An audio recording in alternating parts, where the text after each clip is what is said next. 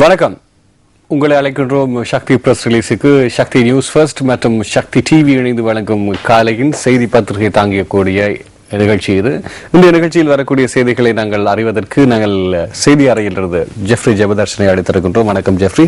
வணக்கம் கஜமுகன். நேர்கள் அனைவருக்கும் அன்பான காலை வணக்கங்களை தெரிவித்துக் கொள்கின்றோம். இன்று வெளிவந்திருக்கக்கூடிய தமிழ் பத்திரிகைக்கான செய்திகளை நாங்கள் இங்கே பார்க்கக்கூடியதாக இருக்கிறது. அந்த அடிப்படையில் முதலிலே நாங்கள் தினக்குரல் பத்திரிகை செய்திகளுக்கு செல்ல போகின்றோம். மன்னார் மனித புதைக்குழியில் இதுவரை 33 எலும்புக்கூடுகள் என்கின்ற செய்திதான் பிரதான தலைப்புச் செய்தியாக பிரசுரமாக இருக்கின்றது. அவ்வளவு தூரம் சந்தோஷமான ஒரு செய்தி அல்ல இன்று நாங்கள் பிரதான தலைப்பாக எடுத்திருக்கக்கூடிய செய்தி தலைப்பு.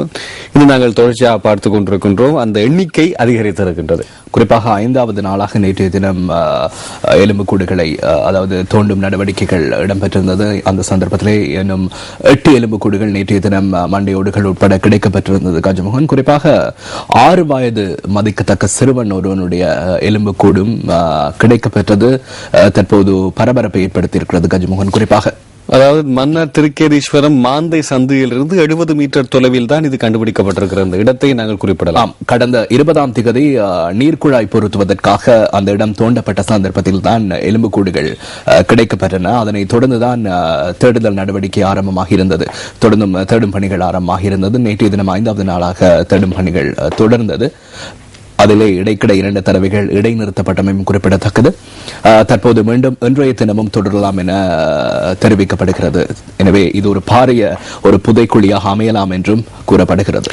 வெளிநாடுகளிலே ஏனைய நாடுகளிலே நாங்கள் இந்த அகழ்வாராய்ச்சி நடவடிக்கையில் ஈடுபடும் போது நாம் அறிந்து கொள்ளக்கூடிய ஒரு விடயம், கடற்கோள் அனர்த்தத்தினால் தான் இவ்வகையான என்ன சொல்வது எலும்புக்கூடுகளும் அதே நேரத்தில் உதாரண சங்கேதங்களும் கிடைக்கக்கூடியதாக இருக்கும். ஒரு விடயத்தை முற்றும் முழுதாக மூடி மறைத்துவிடும். ஆனால் மனித கோளாறினால் எலும்புக்கூடுகள் தோண்டி எடுக்கக்கூடிய நிலை இருக்குது இலங்கையில் மட்டும்தான் என்பதையும் இந்த இடத்தில் நாங்கள் ஞாபகப்படுத்த வேண்டும். கவலைக்கிடமான செய்தி. உண்மை எவ்வளவு தூரம் வெளிவரப் போகிறது என்பதை குறிப்பாக இது ஒரு பாரிய ஒரு புதைக்குழியாக அமைய போகிறது. இதன் காரணமாக சர்வதேசத்துடைய அவதானம் திசை திரும்பலாம் என கூறப்படுகிறது. குறிப்பாக அண்மையில் கிழக்கு மாகாணம் வடக்கு மாகாணத்தினுடைய அரசியல் பிரதிநிதிகள் கூட கருத்து வெளியிட்டிருந்தார்கள். இது உள்நாட்டு விசாரணை அல்ல, சர்வதேச அளவில் இது தொடர்பான விசாரணை, உரிய விசாரணை அவசியம் என்பது கூட அவர்கள் வலியுறுத்துவதையும் இந்த சந்தர்ப்பத்தில் ஞாபகப்படுத்த வேண்டும். நீலகேசரி பத்திரிகையினுடைய செய்தி, ஐக்கிய நாடுகள் மனித உரிமை ஆணைக்குழுவுடன் மோதி அரசினால் வெற்றி பெற முடியாது, சர்வதேசம் பொருளாதார தடை விதிக்கும் நிலையும் ஏற்படலாம், JVP எச்சரிக்கை என்கிற செய்தியாக இருக்கின்றது. நீண்ட காலத்துக்கு பிறகு அவர்கள் தெரிந்து இப்போதுதான் அதை வெளிப்படுத்தியிருப்பது போன்றிருக்கின்றது. சாதாரணமாக இலங்கை மக்களுக்கு இந்த அறிக்கைகள் வெளிப்பாட்டு நிலை வெளிப்படுத்தப்பட்ட நேரமே இலங்கை மக்களுக்கு ஓரளவு தெரிந்த விடயம் தற்போது அரசியல் கட்சிகளுக்கு இப்போதுதான் புரிகிறது. ஐக்கிய நாடுகள் மனித உரிமை ஆணைக்குழுவுடன் மோதி அரசினால் வெற்றி பெற முடியாது. அது மார்ச் மாதம் மனித உரிமைகள் பேரவை நடைபெற இருக்கிறது ஜெனீவாவில். எனவே அது தொடர்பான ஒரு செய்தியாக தான் அந்த செய்தி முன்னணியின் ஊடக பேச்சாளர் விஜித் ஹேராத் இந்த கருத்தை வெளியிட்டிருக்கிறார். சுடரொலியினுடைய செய்தி, மன்னாரில் இதுவரை 26 எலும்புக்கூடுகள், நேற்றும் 8 மண்டையோடுகள் மீட்பு. 2 பத்திரிகைகளும் வெவ்வேறான செய்திகள். 33 என்று அங்கே குறிப்பிடப்படுகிறது, இங்கு 26 என்று குறிப்பிடப்படுகிறது. பார்ப்போம் பொறுத்திருந்து. அடுத்த செய்திகளுக்கு செல்லலாம். நாங்கள் தினகரன் பத்திரிகையினுடைய செய்திகளுக்கு செல்கின்றோம். தினகரனுடைய பிரதான தலைப்பாக பிரசுரமாக இருக்கக்கூடிய செய்தி, ஹலால் சான்றிதழ் வழங்குவதை நிறுத்தியது ஜம்மியத்துல் உலாமா என்கின்ற செய்தியே இருக்கின்றது. ஹலால் சான்றிதழ் வழங்குவதை நிறுத்தியது ஜம்மியத்துல் உலாமா. புதிய நிறுவனம் ஒன்றினூடாக பணிகள், புதிய லட்சணையும் அறிமுகம், தேசிய ஒழுங்கு அபிவிருத்தி பேணும் வகையில் முடிவு, முஸ்லிம்கள் அச்சப்பட தேவையில்லை என்கின்ற செய்தியாக ஒரு மிக முக்கியமான தமிழ் பேசும் மக்களுக்கு தேவையான ஒரு செய்தி இங்கே பிரசுரமாக இருக்கிறது. நீண்ட காலமாக இருந்த முரண்பாட்டுக்கான ஒரு தீர்வான ஒரு செய்தியாக இந்த செய்தியை நாங்கள் பார்க்கக்கூடியதாக இருக்கின்றது. உதயன் பத்திரிகையினுடைய செய்தியும், தோண்ட எலும்புக்கூடுகள், நேற்று வட்டு மனித மண்டையோடுகள், இதுவரை 26 எலும்புக்கூடுகள் மீட்பு என்கின்ற செய்தி. மன்னார் மாந்தை திருக்கேதீச்சரம் சந்தையிலிருந்து 70 மீட்டர் தொலைவில் இருக்கக்கூடிய பகுதியில் அகழ்வாராய்ச்சியில் கிடைக்கக்கூடியதாக இருக்கின்றது. ஆராய்ச்சிக்காக அல்ல அகழ்வு இடம்பெற்றிருந்தது, நீர்க்குழாய் பொருத்துவதற்கு. ஆனால் மாட்டுப்பட்டது எலும்புக்கூடு. அடுத்த செய்திகளுக்கு செல்லலாம். தினக்குரல் பத்திரிகையினுடைய செய்தி, யாழ் தினக்குரலிலே பிரதான தலைப்பு, வடமேல் திசையை நோக்கி நகரும் காற்றழுத்த தாழ்வு மையம் இன்று காலை வடக்கை கடக்கும் என்கின்ற செய்தியாக இருக்கின்றது. இன்று காலையிலே நாங்கள் பேசிக்கொண்டோம். அடைமழையும் தாளமுக்கமும் ஓரளவு அகர்ந்து சென்றதான ஒரு செய்தி. குறிப்பாக மற்ற பத்திரிகைகளில் நாங்கள் எடுத்து நோக்கும் போது இந்த பத்திரிகையில் வித்தியாசமான செய்தி வெளியாகி இருக்கிறது. குறிப்பாக வீரகேசரி பத்திரிகை, தினகரன் பத்திரிகை எடுத்து நோக்கினால் இந்த காற்று குறிப்பாக வங்காள விரிகுடாவை சென்றடைந்துள்ளது என்று கூறப்பட்டிருக்கிறது. குறிப்பாக முல்லைத்தீவு பகுதியில் நிலை கொண்டிருந்த இந்த தாழமுக்கம் தற்போது வங்காள விரிகுடாவை சென்றடைந்துள்ளதாக, இதனால் வடக்கினுடைய பல பகுதிகளில் ஓரளவு மழை பெய்து கொண்டிருப்பதாகவும் காற்று வீசிக்கொண்டிருப்பதாகவும் கூறப்படுகிறது. குறிப்பாக மன்னார் முதல் யாழ்ப்பாணம் ஊடாக திருகோணமலை வரை உள்ள கடற்பிரதேசங்களில் அதிகளவான காற்று வீசக்கூடும் என்று எதிர்வு கூறப்பட்டிருக்கிறது. குறிப்பாக ஆழ்கடல் பகுதிகளில் அதிகளவான கொந்தளிப்பு ஏற்படுவதால் மீனவர்கள் தொடர்ந்து அவதானத்துடன் செயற்பட வேண்டும். குறிப்பாக கடற்றொழிலை தவிர்த்துக் கொண்டால் மிகவும் நல்லது என்று வளிமண்டல உயர் திணைக்களம் எதிர்வு கூறியிருக்கிறது. கஜ்மோகன், செய்திகளுக்கு செல்லலாம். நாங்கள் மெட்ரோ நியூஸ் கொண்டு வரக்கூடிய செய்தி இது. போதைப் பொருள் கடத்தல் எதிரொலி, வாகனங்களின் VIP ஸ்டிக்கர்களை அகற்ற போலீசாருக்கு உத்தரவு என்கின்ற செய்தியாக இருக்கிறது. ஆகவே இன்னொரு கேள்வி வருகிறது, அப்ப போதைப் பொருள் கடத்தல்கள் எல்லாம் இந்த VIP VVIP மூலமாக தான் நடைபெறுகிறதா என்ற கேள்வி வருகிறது. நிஜமாக, அதாவது குறிப்பாக அரசாங்க அதிகாரிகளுடைய, அரசியல்வாதிகளுடைய வாகனங்களில் காணக்கூடிய ஒரு ஸ்டிக்கர்கள் தான் இது. VIP VVIP, very very important person, very important person என்று கூறக்கூடிய அந்த விஷயங்கள் இப்போது அது முற்றாக தடை செய்யப்பட்டிருக்கிறது. மோட்டார் வாகன சட்டத்தில் கடுமையாக நடைமுறைப்படுத்தப்பட இருக்கிறது. இந்த ஸ்டிக்கர்கள் ஒட்டப்படுமாக இருந்தால் அந்த ஸ்டிக்கர்களை அகற்றப்பட வேண்டும் என்று அனைத்து போலீஸ் திணைக்களங்களுக்கும் அறிவிக்கப்பட்டிருக்கிறது. அதே போல முன் கண்ணாடியில் 20% தான் ஸ்டிக்கர்கள் ஒட்டப்பட வேண்டும். முன் கண்ணாடியில் எந்த விதமான ஸ்டிக்கர்களும் ஒட்டப்படக்கூடாது. வெயிலினால் ஏற்படும் பாதிப்பை குறைப்பதற்காக தான் 20% மேலாக ஒட்ட வேண்டும் என்று குறிப்பிடப்பட்டிருக்கிறது.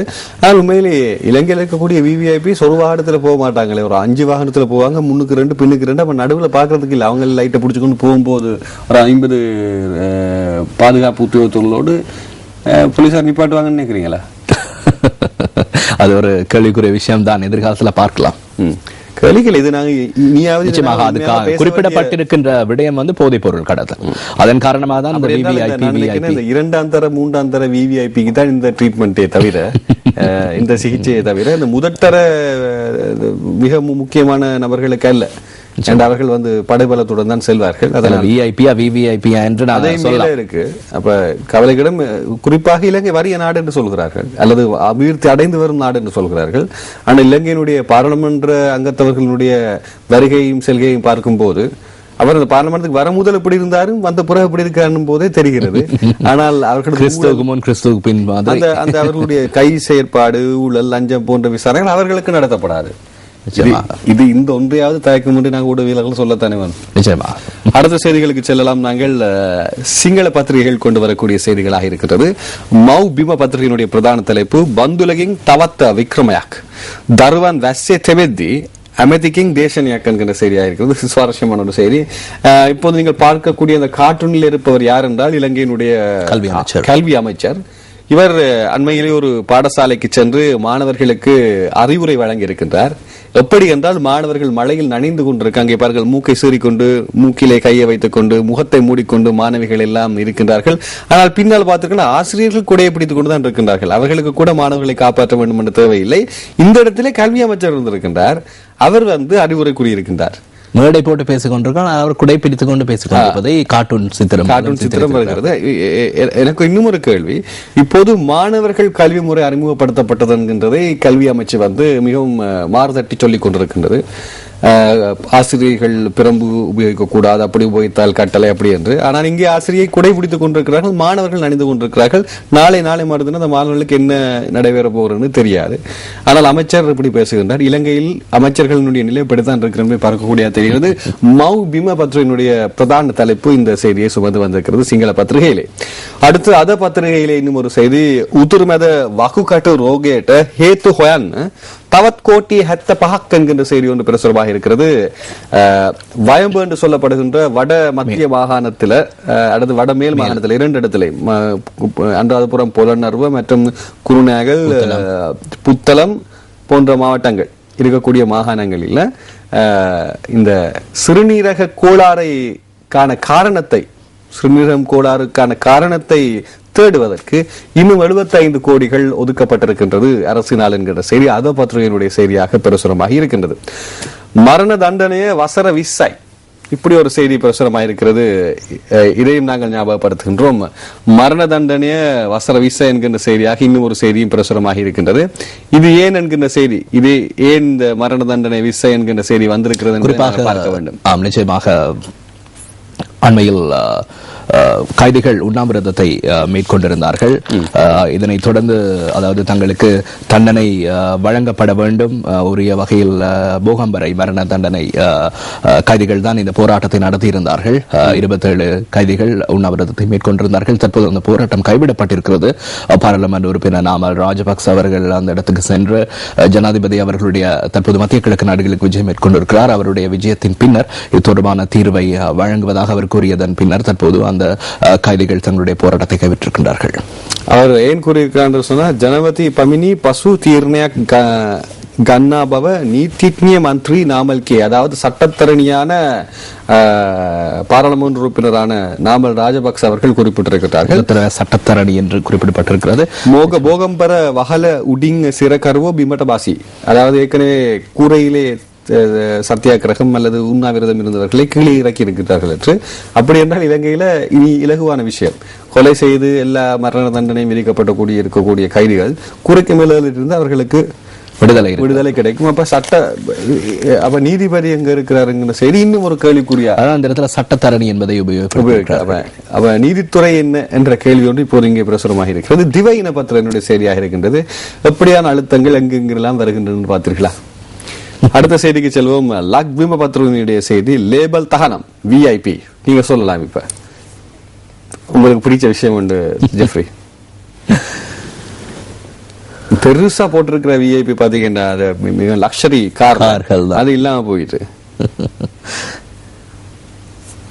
நாமல் மதி ஹத்வீமிங் சிறகரு உபவாசய நவதி என்கிற செய்தி ஒன்று லக்பிம பத்திரிகையிலே செய்யப்பட்டிருக்கிறது. அதாவது நாமல் ராஜபக்ச பாராளுமன்ற உறுப்பினர் அவர்கள் எமது ஜனாதிபதியினுடைய புதல்வர், ஏக புதல்வர், அவர் இடை வகித்ததனால் இந்த மேலே கூரைக்கு மேலே நின்றவர்கள் எல்லாரும் உண்ணாவிரதத்தை கைவிட்டிருக்கிறார்கள் என்ற செய்தியும் பிரசுரமாக இருக்கின்றது. இன்னும் ஒரு செய்தி இருக்கிறது. ஜெமல ஜாத்திகயான் பமனக்ம கமங்கத் லயன்யார் யானேட்ட கோட்டி தனதனம வெடிதிப்பா கோட்டி தனதனம வெடிதிப்பான்கிற செய்தியாக இருக்கின்றது. தெமல ஹத்தலி சட்ட தினாம சஹா குவன் சேவிக்கா பிரகாரை மியகியா என்கின்ற செய்தி ஒன்று பிரசுரமாக இருக்கின்றது. குறிப்பாக 1998 ஆண்டு நான் நினைக்கிறேன். 1998 ஆண்டு நடந்த விஷயம். இந்த லயன்யார்ல சென்றவர்கள் எல்லோரும் தமிழர்கள். புலிகள் தெரிந்து கொண்டே அவர்களுக்கு என்ன இலக்கு வைத்து சுற்றிருக்கிறார்கள் என்ற செய்தி பிரசுரமாக இருக்கின்றது. அண்மையில் ஒரு கருத்தொன்று ஜனாதிபதியினாலும் மற்றும் விடயங்களாலும் குறிப்பிடப்பட்டிருந்தது என்னவென்றால், கடந்த கால விடயங்களை மறப்போம் என்று.